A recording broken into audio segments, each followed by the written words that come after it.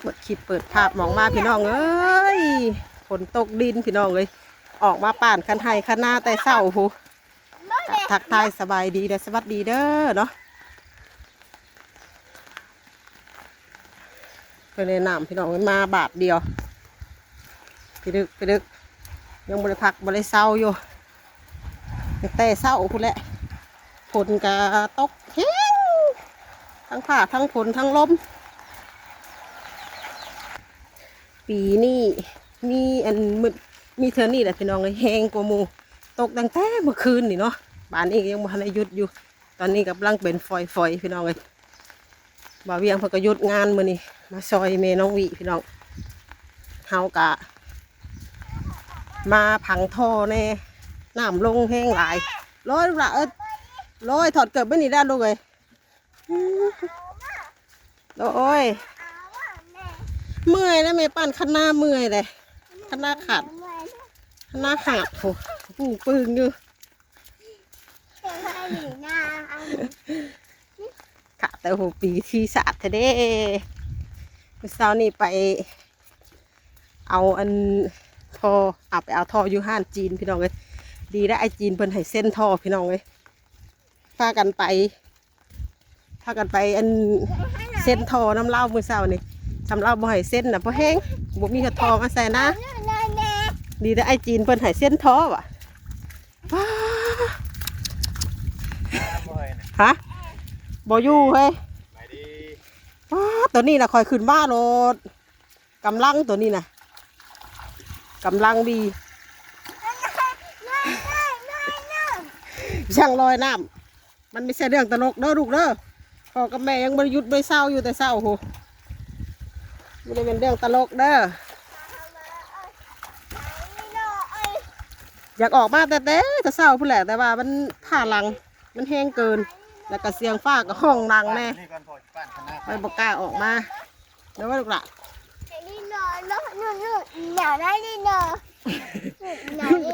ลูกกินนะลูกกินแล้วบ่แซ่บบ่กินรอหน่อยกันยังจะแซ่บบ่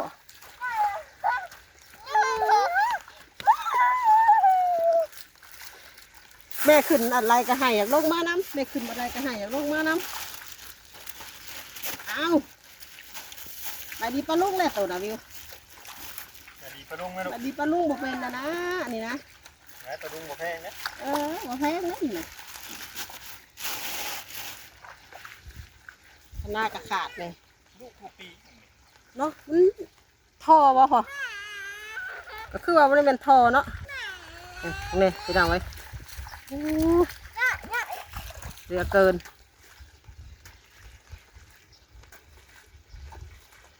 เงินมาจะใช้นี่แม่บอกแล้วว่าให้อยู่เฮือนถูกเพื่อนยังลงมาอยู่ลงมาโอ้ไปหาน้ำไอ้ก้อยไป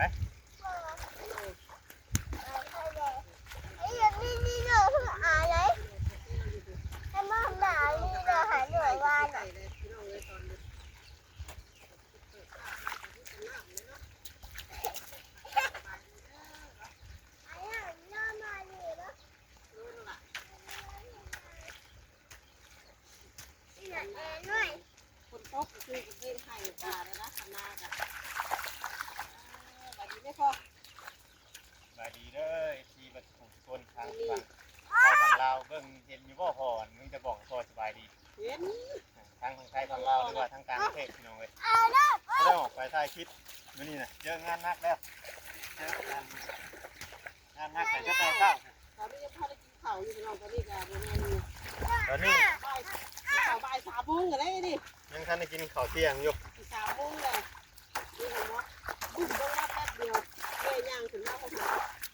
ย่างขึ้นย่างจะกินแต่เอาลงไปเบิ่งลงวิตี้เนาะเดินบุ้มลงเลยยังดีแต่ไอ้จีนเพิ่นให้เส้นทอด้านน้ำแม่นมุนเบิดเพราะว่าอันไปรถเงินบ่พอยังกินหนีเพิ่นอยู่หาแทนบ่น้องเลยเขาจ่ายไปเพิ่งนึงมันบ่พอหรอกมันก็ได้แต่เอาอยู่นะ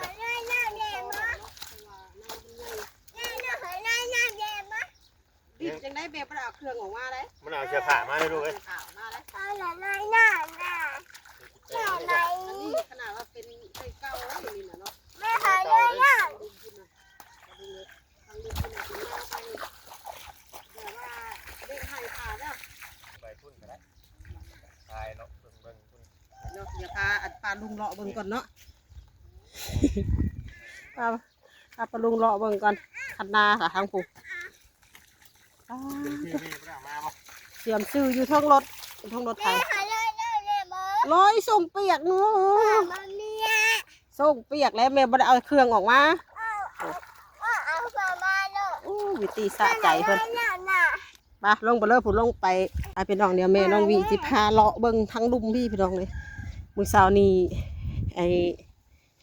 แม่น้องวีกับไอ้พอเวียงนั่นลงมาอันเอาท่อใส่ทั้งลุ่มพี่น้องไอ้เช้านี้ป่านคันนาอันเห็นบ่น้ำลงหลายพี่น้องเลยโอ้สังพุ่นกะ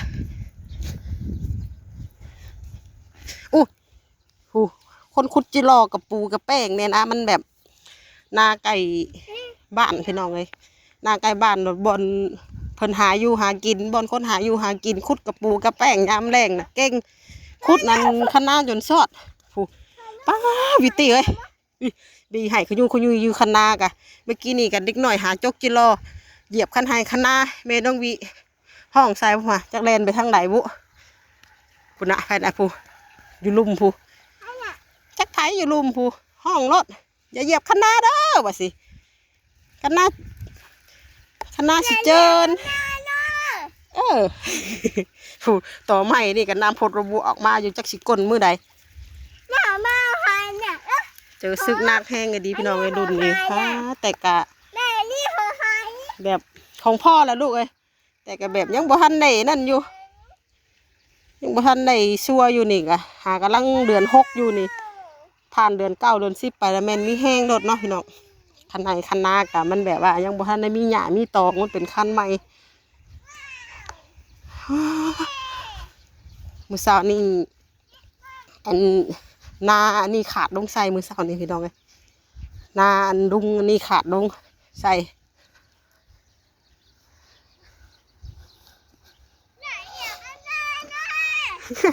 น้องวิตีบอกอย่าเดี่ยวคนนาเลยติอย่าเหยียบคนนาเด้อดิแม่น้องวิป่านเสานี่พี่น้องเอ้ยป่านแต่เสายังบ่ทันได้แล้วคักอยู่เด้อลูกล่ะน้ำกับน้ำเรือเกินแม่ป่านเสานี่นะลูกเลยนะขาดกว้างอะดีแล้วก็ยังบ่ทันแล้วคักเขาต้องป่านหนามันอีกทำไมเอาไม้ใส่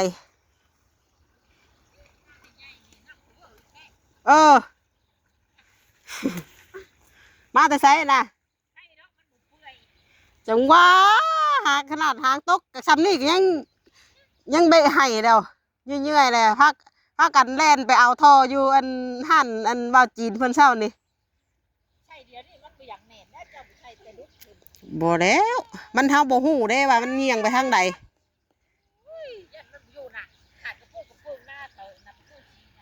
จะมาแต่หายังอ่ะลองมาแต่จอบหน้าซื้อนี่บ่น้ำมากเลยเอ้าเหยมากไว้แท้มันโยมเนี่ยได้เนี่ยนี่ได้อยู่คันนี่มันขาดโดนโหลงมานี่เบิดบ่เศร้านี่เล็กกันอยู่นี่ไว้ก่อนนะโพดผลดีรอเนาะว่าอยากออกมาแต่เศร้าพุ่นใดมันหากผลแห้งเกินออกมาบ่ได้คนกับสีไห้น้ำแล้วว่ะชีบีสีไห้น้ำคันนาและคันนากับบีคนกับบีโอ้ยบีไห้บ่ลูกแต่บิวตี้มวนอย่างเดียวตัวเผาคนอยู่นี่ได้ตัวเด้อคนมาเก็บจิรอกับอย่าเหยียบคันนาเด้อนารุ่นใหม่วัดพี่น้องเลยนี่มีอยู่หาให้พี่น้องเลยสิบาแต่รุ่นใหม่เนาะหนารุ่นเก่ากับยังอันยังรุ่บึ้มรถกินนี่พี่น้องเลยให้คันอันที่เบาเวียงอันปั่นอยู่ทางเทิงพุ่นนั่นเป็นอันหน้าเก่าแหละพี่น้องเลยเทิงพุ่นน่ะขณะคันหน้าเก่าก็ยังบ่อยู่เลยเนาะโอ้ยมวนเทเด้โอเคอยู่ นี่นะพี่น้องจักชีว่าจังใดอันบ่าวเวียงว่าสิเฮ็ดหน้าหวานพี่น้องเอ้ยเฮ็ดหน้าหวานหักหน้ามันบ่เพียงเนาะสำหรับเฮาสิหวานผัดสมมุติว่าเป็กน้ำบ่ตกนี่ก็คือสิเน่าเด้พี่น้องเอ้ยเดี๋ยวก็จักจังใดใจน้อยใจใหญ่อยู่เดือนนี้นะใจน้อยใจใหญ่อยู่เพราะว่านั่นจะไปลูกจะไปบ่ไปแม่บ่ไปพุ่นน่ะแต่ว่าสำหรับเฮาหวานแต่6 ปีรถก็สิบ่นั่นอยู่นี่ถ้าทั้งต้องรอให้น้ำยุบพุ่นแหละพี่น้องสัมสิหวานกะเดี๋ยวรอให้มันแหลดอีกสักช่วงหนึ่งก่อนถ้าว่าหล่าลายกะหน้าเฮามันเป่งน้ำยากกะมันก็สิเน่ามาลูกมาไปผู้ขึ้นไปผู้แรกหนูขึ้นไปช่วยพ่อป้านข้างหน้าอยู่เทิงผู้โดยเบิ่งในคันน่ะแต่ละคันน่ะมันบ่ได้เป็นแต่อยู่จักดีดูเอ้ยเจ้าปะนั่นเจ้าสิอยากขึ้นไปเหยียบนี่มีขยุยขยุยอยู่ มีขยุยขยุยอยู่ฮะขนาดหัวปีนั่นนี่นะไม่ต้องบีนะทำใจไว้ถ่าอะไรล่ะพี่น้องเลยทำใจไว้ถ่าอะไรบ้านจะเป็นอะไรกะสภาพเด้อขนาดขนาบีขนาหน่วยเลยเอาไว้ไอ้ฮะเช้านี่ก็ใส่3 ท่อให้นี่เพราะว่ามันขนาขา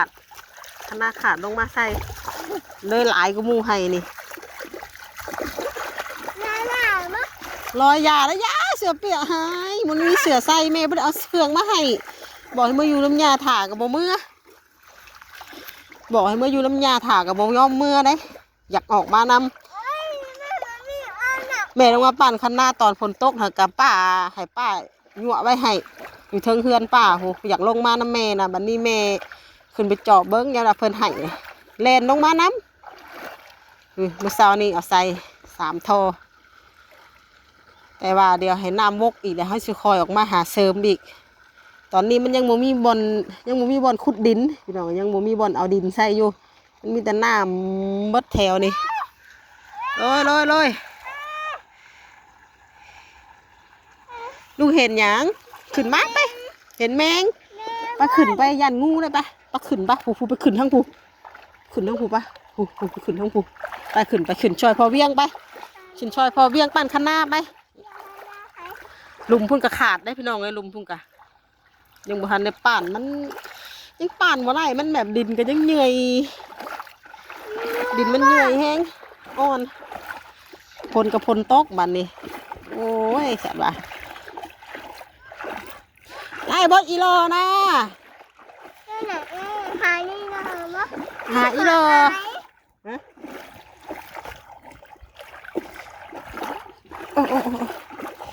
ครั้งแรกของปีก็โดนเลยพี่น้องเลยขึ้นคัน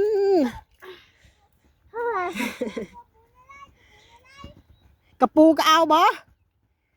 โอ้ยผลตกผ้าเลยมันบ่แซ่บเลยนะไปโอเคไปน้ำก้อยรถไปรถฉันบ่ให้ไปกันสิว่าอีกมานี่ก่อนลูกมานี่ก่อนแม่นิบกิ๊บให้ก่อนปะไปมัดผมให้ก่อนมามีก่อนบ่ฟังแม่เลยไปแล้วฟูฝนตกก็คือยามให้ยามนะตอนร้อนๆแดดโดดป้าเถอะบัดสิบ่ได้เห็ดให้เห็ดหน้าพุ่นแหละเจ้าหายังเลยนี่เจ้าจะเหยียบคันหน้าใหญ่ข่อยได้ข่อยไม่ได้กระปูหอยโอ้โหหอยอีหยังวะเนี่ยหอยหน้าหันบ่นี่หอยหน้าโอ้ยกิโลละ40ทำหัวปีแบบสินะได้อยู่เนาะก่อนกิโลละ40,000เนาะหัวปีสิได้เก็บไว้ครับจะเลาะลงเขาใช้นะหอยอันนั้นลงไปเดี๋ยวบ่อนาทีทั้งพี่ทั้งนาใหญ่พี่ปลากล้วยพี่มันออกอยู่ในหอยนี่นะแม่เลาะลงไปเลาะไปตามให้หน้าให้อย่างแล้วมันมีอยู่หอยนาหอยกวางทั้งนี่นะน้องวิวตี้ไปหาเลาะเก็บหอยน้ำอ้ายน้ำเอื้อยเลยเห็นบ่ครับกระปูเอาเมื่อขั่วกินเดี๋ยวแม่จะขึ้นไป เบิ่งพ่อก่อน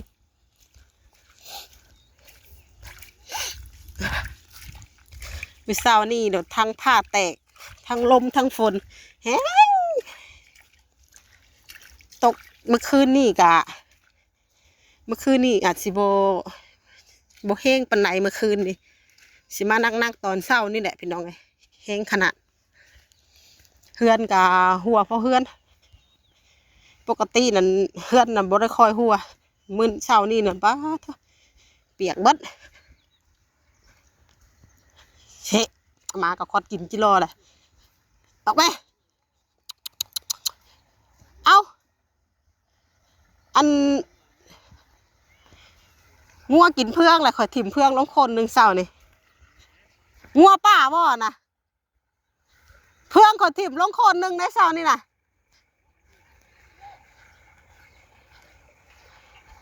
อุ้ยวานง่ายบ่กล้าน่ะบ่ แม่ชะออนได้น้ำนะเห็นน้ำเลยชะออนน้ำเด้วาดในกล้านะป้าเสียงว่าวานป้าไว้นี่จิโร่นะพี่น้องเลยอุ้ยน่ะประดุประเดาอยู่วานบ่เป็นหมูนี่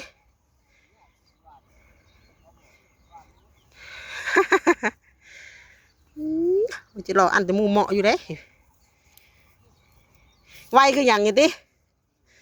เอาเดิงวานนี่ไวคืออย่างนี้บ่หน้าเนื้อนะโยนหน้านี่แป๊บเดียวนึงเนาะหน้านี่แป๊บเดียวนึงลำทิศเดียวนึงก็แล้วเลยรออีกหน่อยได้เบิ่งยกเอาก่อนช่างมาคอดนะป๊าดหมุดแดงดิน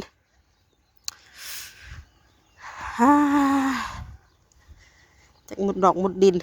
เต็มอยู่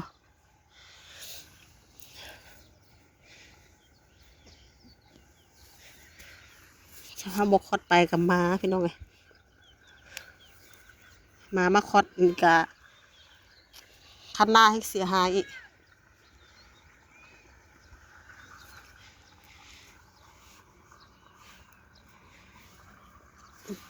ยังบ้านใหญ่เลยตัวนิดหน่อยหนึ่งตัวนี้กะสาหัสตัวนี้กับพี่น้องเลยเวลาฝนตกเนี่ยน้ำเสาะทางไหลไปเลยเพราะว่าเป็นหน้าดินทรายเนาะพี่น้องหน้าดินทรายนี่ไผ่ชำรุดใหม่กะต้องทำใจไว้ถ่าแหละไผ่กะพี่น้องเลยหน้าดินทรายเป็นแบบนี้คู่คน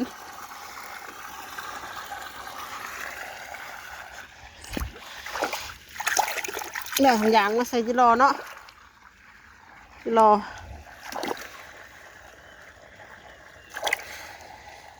อิบเบ้หน่อยแห้งกันดิ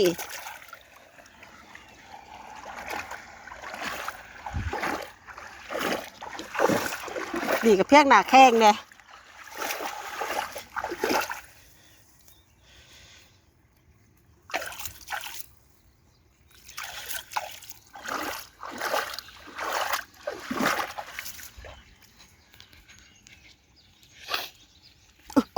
หมุดเ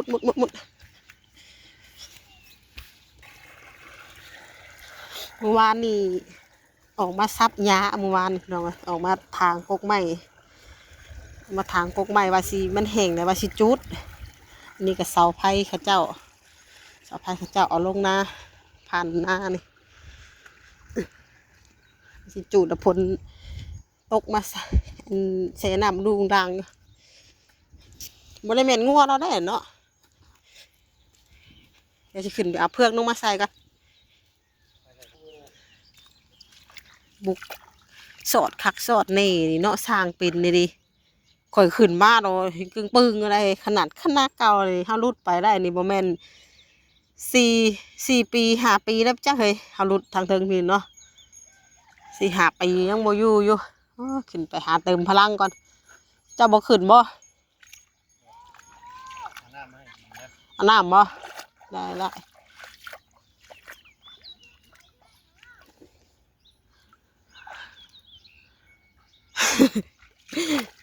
เขาอยากไปน้องไปน้ำนะค่ะพี่น้องคลิปนี้กับแม่น้องวีก็สิขอจบไปสำนีก่อนน้องพี่น้องเนาะคือหาปั่นข้าวปั่นน้ำก่อนได้สิลงไปป้านอยู่ดุมพุ่นอีกพี่น้องเลยป้านยังวันนั้นแล้วซ้ำคณะกะคลิปนี้ก็ขอจบสำนีก่อนเนาะเดี๋ยวพ่อๆกันในคลิปต่อไปพี่น้องเลยคลิปนี้ก็ลาไปแล้วเนาะขอกล่าวคำว่าสบายดีพ่อแม่พี่น้องเพื่อนครูทุกคนอันนี้แม่น้องวีวันสิตะกร้าพี่น้องกันตัวดิเฮียงเสกสั่งอยู่ตะกร้ากะบอกเฮียงงัวไผ่เหี้ยนี่เว้ยงัวโอ้จักไปเสียงดวงเตียงอยู่เสือกอะ